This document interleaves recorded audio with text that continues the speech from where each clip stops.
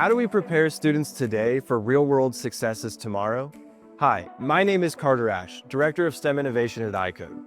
We make 100% of our curriculum in-house here at iCode. That means we follow market trends, industry leaders, and the feedback from our community to make sure that our curriculum is ever evolving and ever adapting to the needs of students today. This ensures that students are up to date with real-world skills using industry platforms and cutting-edge technology. Our in-person instruction and hands-on lessons make STEM education engaging and fun for the students. And at iCode, it's not just learning how to program or do graphic design. We're also teaching students critical thinking skills like problem solving, communication, and presentation.